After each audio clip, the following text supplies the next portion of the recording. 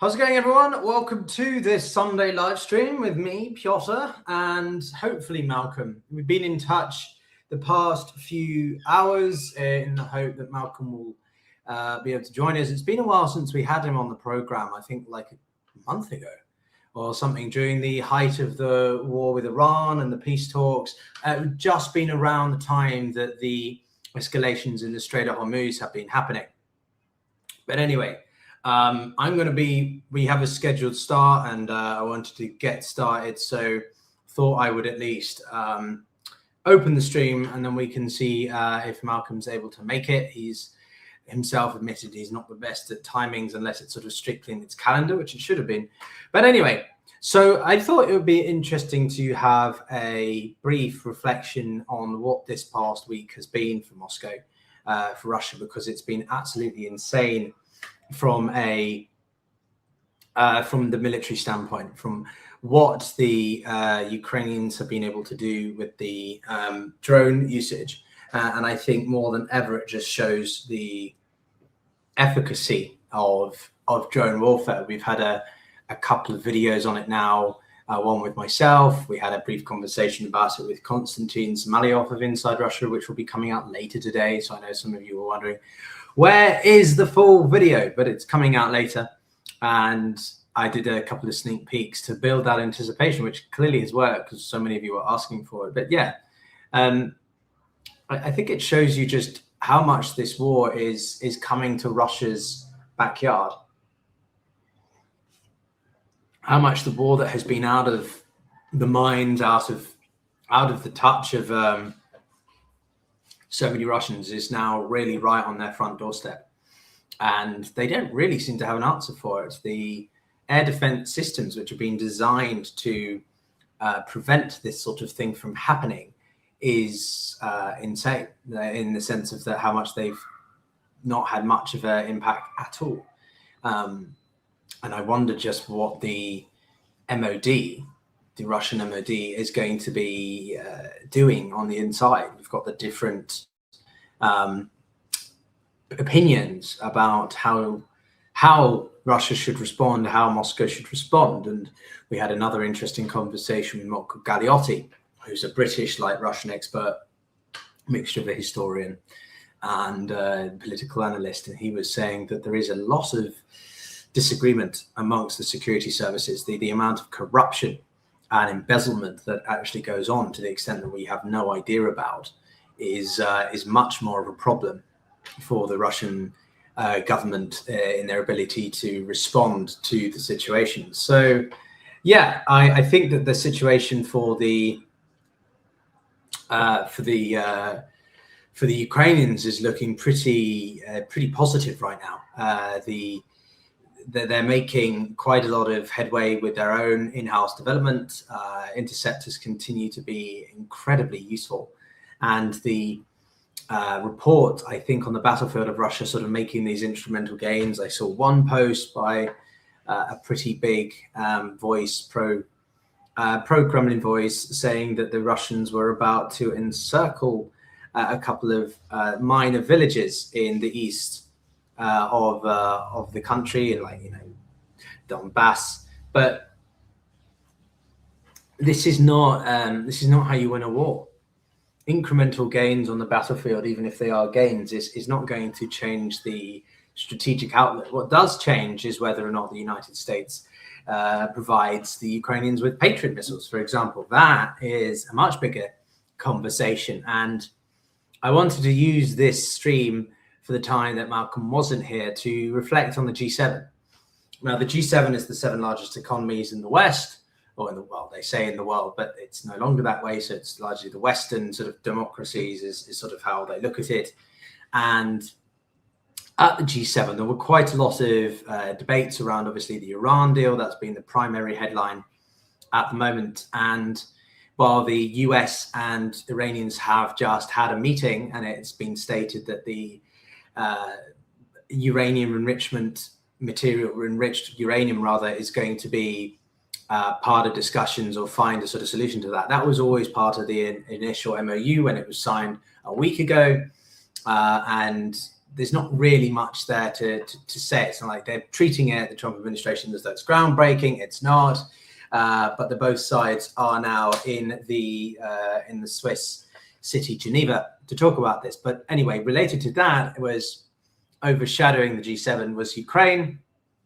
And Modi was there. It's interesting that they don't mention some of the people who were there but have critical relevance to the sustainment of Putin's war campaign in some ways, with the Indians critical to buying Russian oil and so on. And Trump was a lot more forgiving. There was apparently, from friends who I had there, a couple of people I briefly spoke to said that Trump was a lot more, well, I don't know if the right word is to say sort of favoring of Ukraine or sort of positive, but he was a lot more patient and open to listening to this issue than he has been at any time in the past. That the war that has dominated the US's budget, I think he softened on it because of the situation with Iran and how badly it's been going. And so he wanted to try to find a way to improve the global standing. And also because if there's this sort of $300 billion suggestion of reconstruction fund for Iran, then $180 billion for Ukraine over the past several years doesn't seem like that much.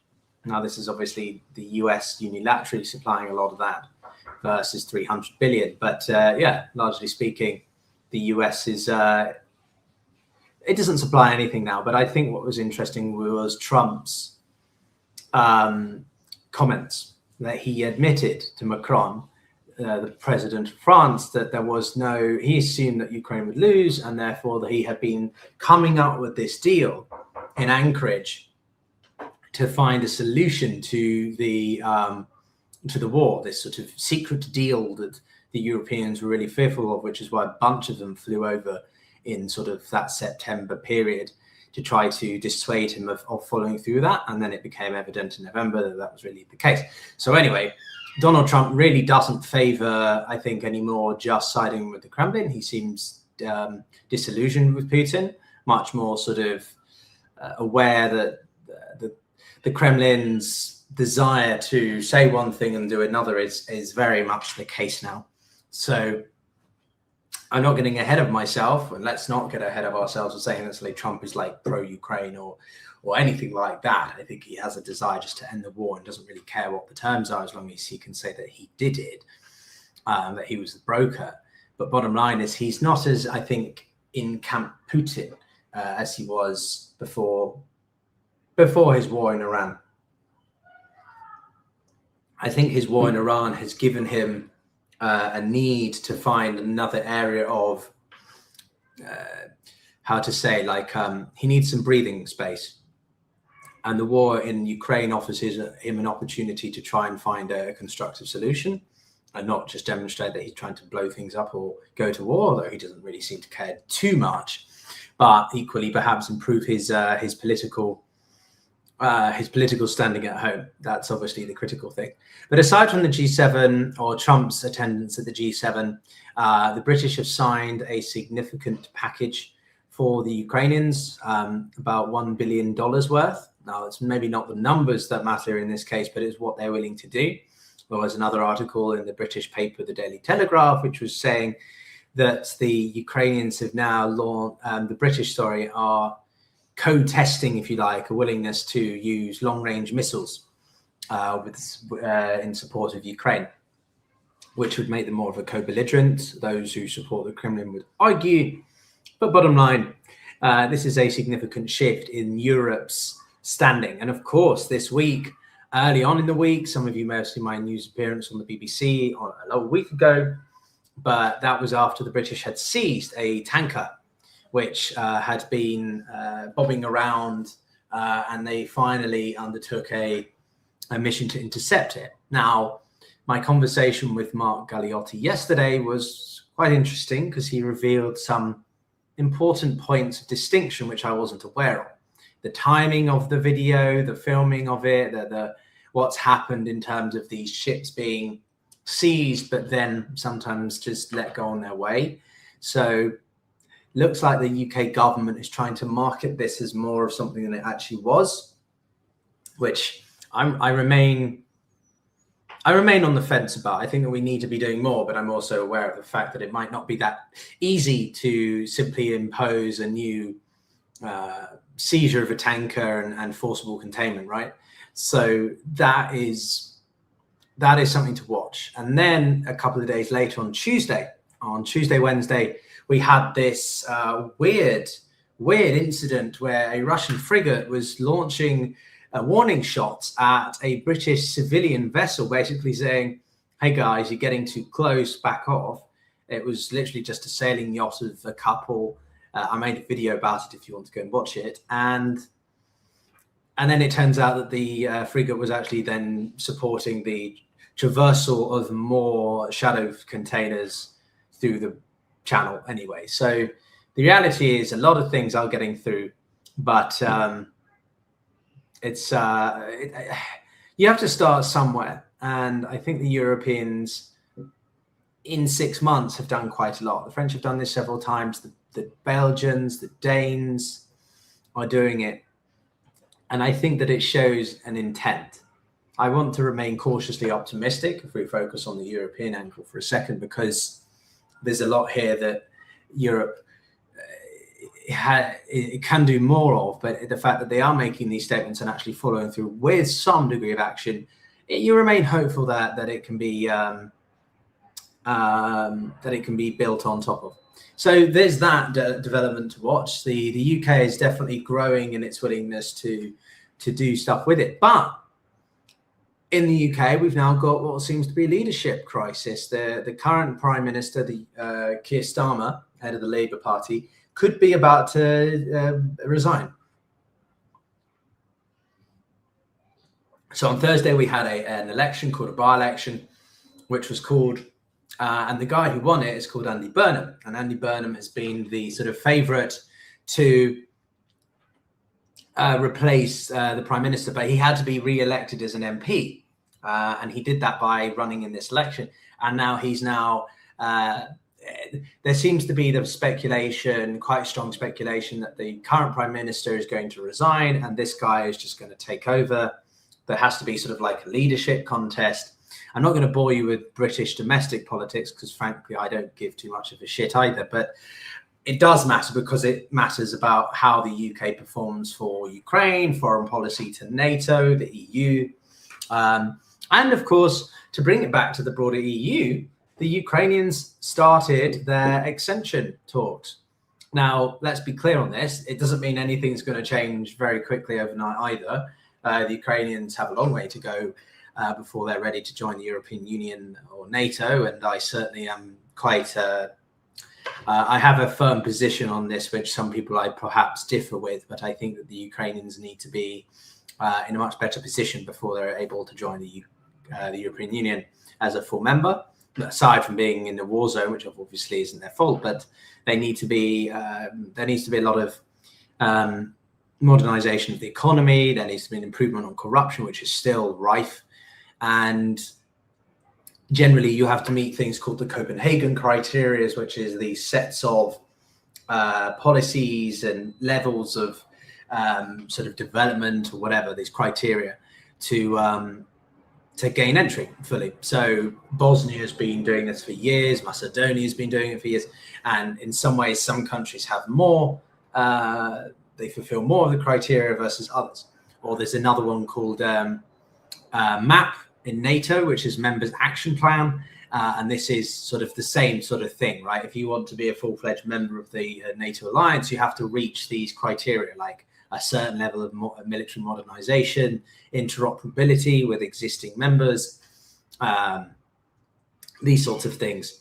And Bosnia, for example, has been at this for 20 years, trying to improve its level of integration with the NATO alliance, and they're still quite a long way off.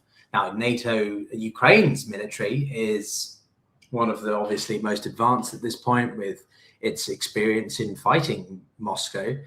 But there's still other areas such as intelligence, I think, needs to still make a little bit of progress, but that's NATO. On the military front, Ukraine's a lot more further ahead than the EU. or its potential accession to the EU. But that was initiated by the European Union. So there's been a lot of diplomatic and broader geopolitical developments, which, while you may look at it on the surface and be like, okay, so Trump and Iran, the G7, Ukraine, Russia strikes, they all have well, perhaps minor, but some degree of overlap in integration between one another. So do watch that space. But yeah, the goal was to get Malcolm on. I don't think he's going to make it at this point. I have a hard stop at 2:30, so we'll just make this a solo stream for now. But yeah, let's look at what Ukraine's done in Moscow. So I think these strikes are some of the most substantial for any time in Russia's history, in the sense of they demonstrate Putin, who is supposed to be the protector and promoter of Russia as a great power, right? He has this goal to make Russia a great power on the international stage. It's a sad irony, really, a tragic irony, that the man who has wanted to reestablish the resurgence of Russia after its post-Soviet days is actually leading to its destruction in some ways, or its significant decline. Now, let's not get ahead of ourselves and saying that these are going to suddenly make the entire country on its knees, but it demonstrates that Russia is quite vulnerable. And I made my title of the video I posted yesterday because it's true. I've never seen Russia quite this vulnerable, at least in my lifetime, at least in the time that Putin has been president. To have, I mean, it's not even a large city. If this was Rostov-on-Don, which is a major city just off the borders of Ukraine, or sort of where the Wagner mutiny started, where we saw those, if you remember 2023, you had the cars being driven around, the tanks, the heavy militarized vehicles. That was in Rostov-on-Don. And then they started the trip up from there towards Moscow. That's a significant city. It's, I think it's upwards of 1 million people. It's one of the largest cities in the country, that's for sure. And no, this is the capital. This is Moscow. This is 13+ million people who cannot deny that they saw their entire city covered over with a huge plume of smoke. Yeah, so there's that. But yeah, I'm now seeing some of you say that they're busy with that Malcolm is busy with his own stream. Well, that doesn't sound good because he agreed to do mine. That's confusing. Let me see here. Yes, he is. Okay, well, Malcolm's not the best planner then. Well, never mind. Okay, well, we're doing a solo stream. Welcome, guys. My solo stream with me, joined by Pyotr Kurzin and Pyotr Kurzin. So yeah, no. Rostov-on-Don, big city, Moscow, the city, and then St. Petersburg, followed within 2 weeks of the two, right? Followed in 2 weeks of the two, but cities being struck. And the economic forum, which we've had in the past couple of weeks, was also a bit of a joke, to be honest with you. Nothing came out of that very much. The talk of investments, the talk of sort of financial capital flowing into the UK, into the Russian state, is just not the case.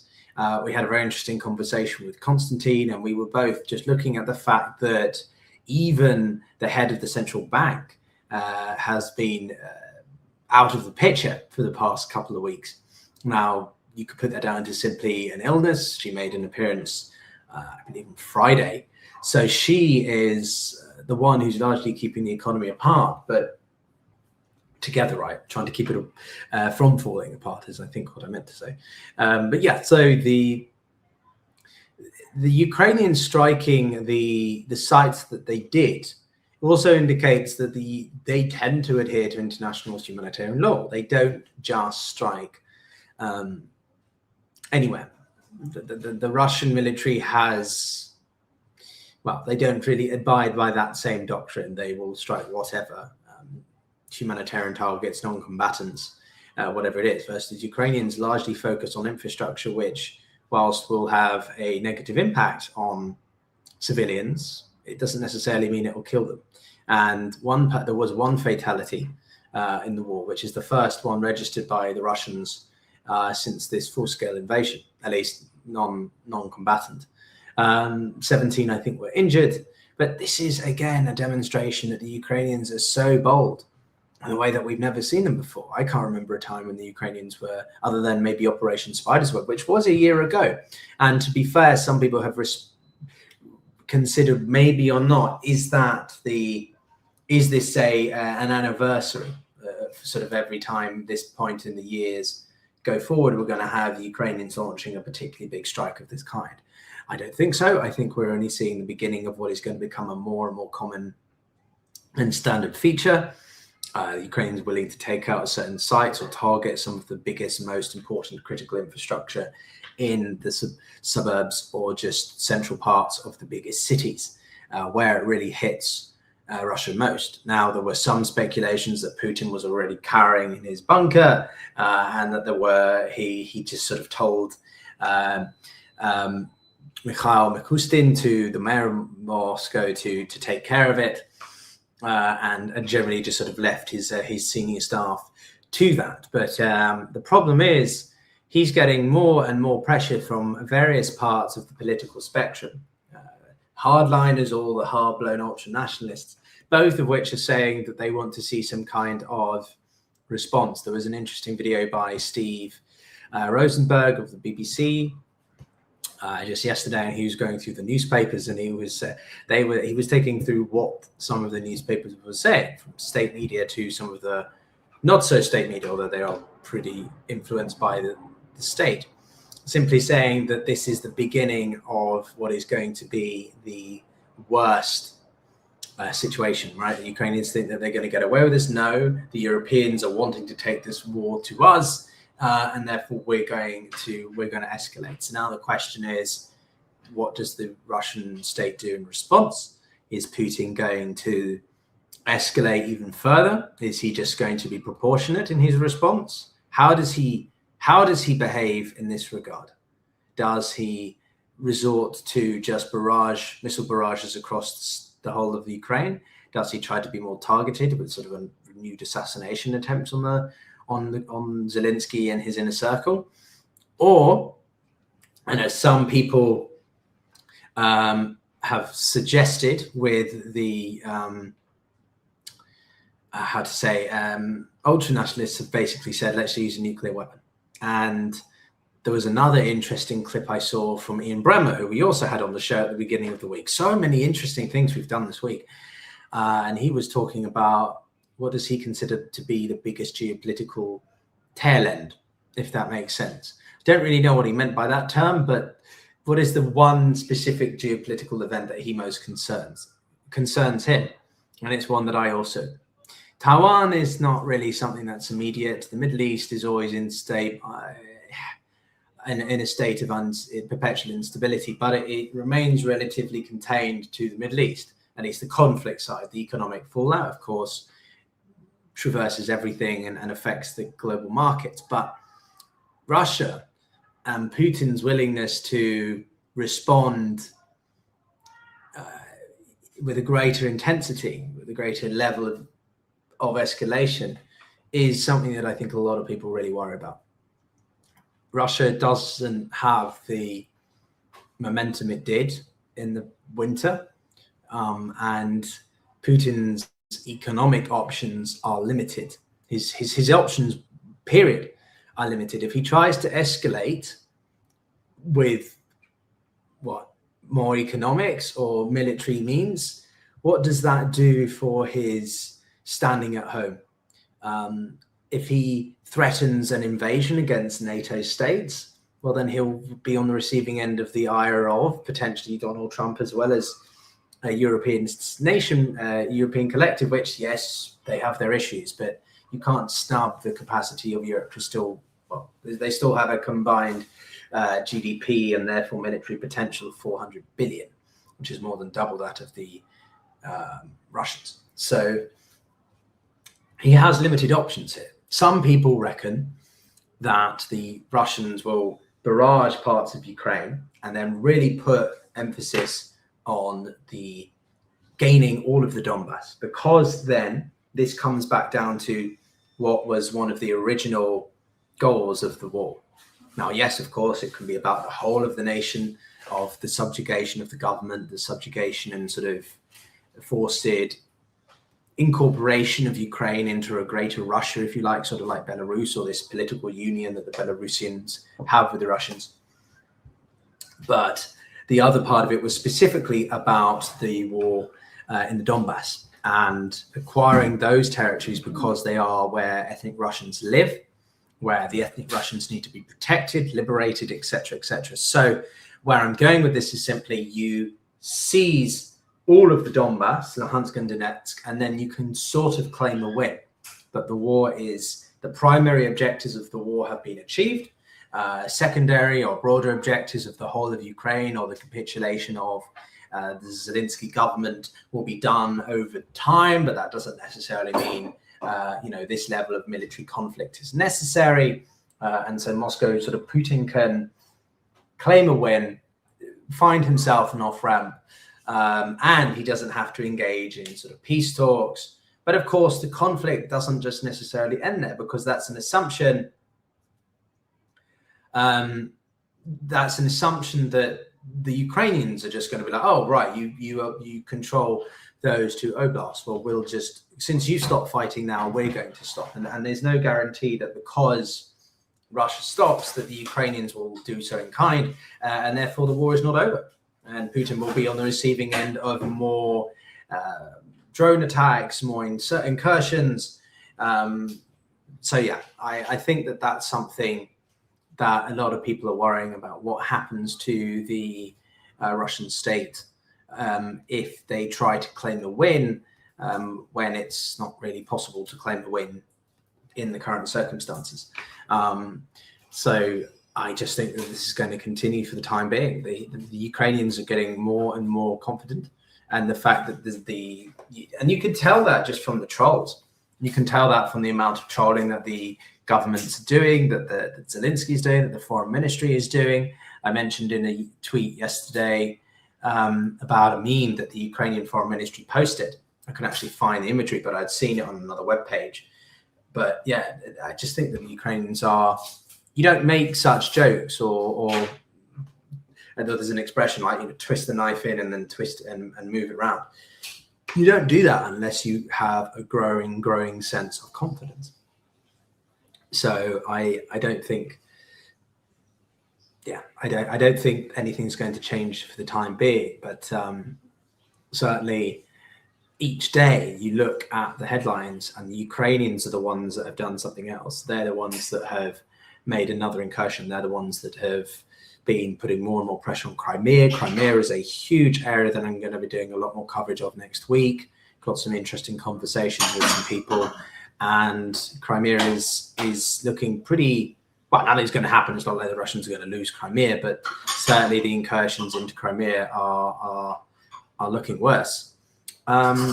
So yeah, I think that we're in a transitional period, I'll put it that way. I mean, the thing that we have to keep in mind is that the system has been made with a certain amount of expectations of tumultuality. What I mean by that is that the Russian state is, much like the Islamic Republic of Iran, a very well-oiled machine. And as much as we'd like to imagine that Putin is on his last legs, it's still not as simple to say that the Russian government is about to be overthrown.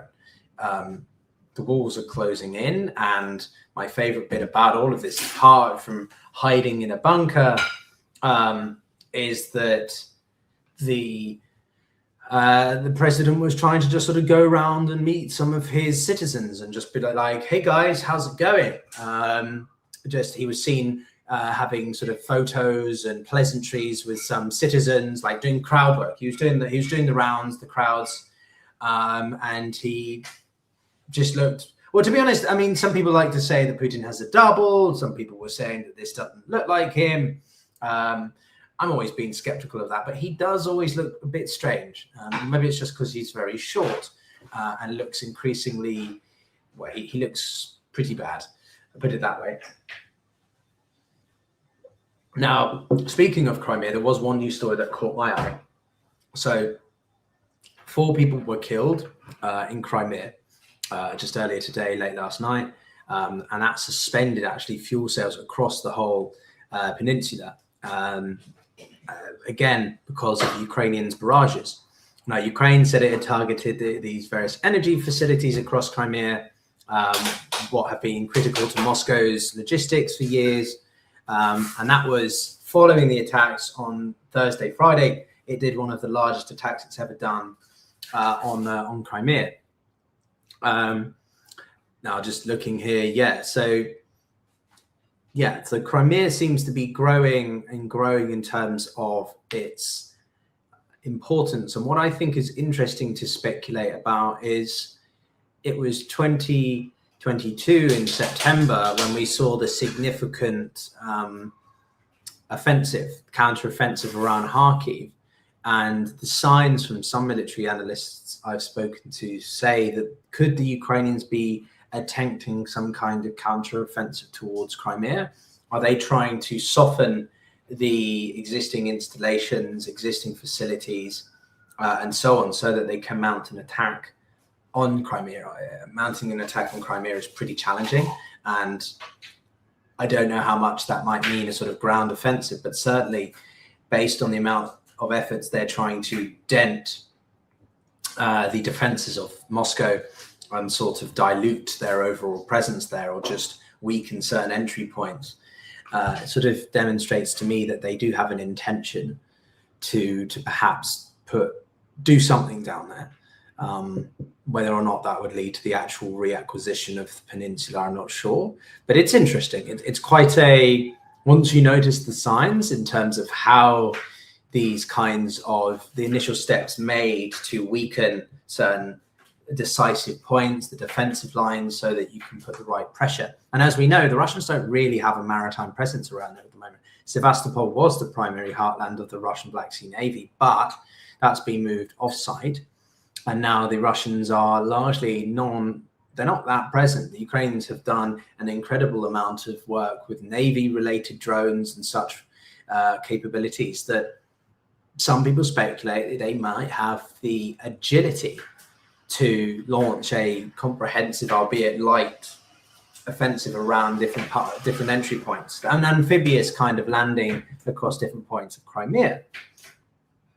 Something else that I think is worth noting is that they have definitely been taking ideas from the Iranians. The IRGC, for all what it's worth, they are pretty nimble. And despite the United States' best efforts or claims that the Navy was completely destroyed, we know that they still have amphibious vehicles of some form, small ribbed type boats around. As Malcolm Nance actually, he said in our conversation, they have those kinds of craft. And from what I understand and what you can see, the Ukrainians seem to have been taking inspiration from that. Now, don't get me wrong, I don't think the IRGC have been giving tips to the Ukrainian armed forces, but what I do think they have been is taking notes of how you can still be pretty nimble and undertake a multifaceted kind of offensive, right, through just simply drone warfare and small amphibious craft. This is not, the Ukrainian Navy is not a big, heavy, kitted out entity. It is lightweight, but as modern warfare has shown, you don't need that necessarily to be effective. And they've largely made the Russians completely shift. So I think it would be quite interesting to watch what happens with Crimea over the rest of the summer. And maybe when we start seeing cooler months come through, the terrain start to change, the sort of the mindset, the strategic mindset of the military sides, whatever, shift from summer to autumn to winter preparation or whatever. Yeah, I would watch that with quite a lot of intrigue, actually. So I think nothing's going to happen, I don't think, right now. I think you're going to continue to see the same amount of drone incursions and pressure on certain places within Russia. Moscow will respond in kind, but Crimea could be a notable shift, a notable deviation away from that in certain areas, and a particular intention to grow or or maybe the Ukrainians are using it as a distraction. Maybe they intend to try to distract Moscow with Crimea, and then it results in the response of the Russians putting more resources away from the Donbass down towards Crimea, and then the Ukrainians are able to launch another counteroffensive in the same way they did in Kharkiv in 22. It depends. I'm not so sure. I think that there's a lot of desire to want to try to force Russia's hand a little bit over Crimea, because Russia's always treated Crimea incredibly different. Really itchy nose today. Have always treated Crimea as a very different entity to the rest of Ukraine mainland, and we're seeing that through the peace talks that have been attempted in the time. Crimea was always a separate item on the agenda, and I think a genuine red line for Moscow. But maybe the Ukrainians are then, well, okay, we'll put pressure on Crimea with an intention to actually undo your gains in eastern Donbass. A lot of speculation, obviously, but that's sort of what military forecasting is about. And all the meanwhile, the Ukrainians are developing more in-house. And the last point that came out of the G7 is the potential for the Americans to provide blueprints for the Patriot missiles. Now, I'm not going to say that anything has really moved on this. It seems unlikely that they would be willing to do that. But as I say, a mental shift in Trump's perspective on who's genuinely a good faith actor could pave the way for green lighting. Well, okay, guys, as long as you pay us, right? As long as he gets to say that he provided the Ukrainians with the win, or that it's American technology helping the situation, or that the Patriot systems are being bought for the technology, and it's all coming, the money's coming back into the US economy, etc. Then perhaps Trump will give the green light and the Ukrainians can build for themselves the Patriot systems, much like they have been doing with some other equipment from the Europeans. That's quite an interesting development, and I'm going to try and bring Fabian Hoffman on, who's a missile expert, as well as a couple of other people, notable names like Samuel Bendet, we've had on a few times on drone warfare. I want to break down what he thinks of the latest incursions into Moscow. But yeah, watch this space, everyone. But with that, I'm going to call it a day. I think that's a good 40 minutes conversation. I'm not sure what else to say at this point, other than I think probably just, watch this space. There's a lot coming up on the channel. We've got the full episode with Konstantin later, the economy looking pretty dire, cannibalizing itself even more. And we've got the Ukrainians continue to fire and more into Moscow. And generally the Europeans are growing more confident over their acquisition of the Shadow Fleet and willingness to pressure. And I would watch what happens at the NATO summit in the next few days. So I'll probably do a special stream on that. And of course, thanks always for supporting the show. If you enjoyed it, then do like the video, and we'll see you all in the next one. All right, guys. But happy Father's Day to those of you celebrating it, and stay safe out there. Enjoy the sunshine if you are, and have a good week.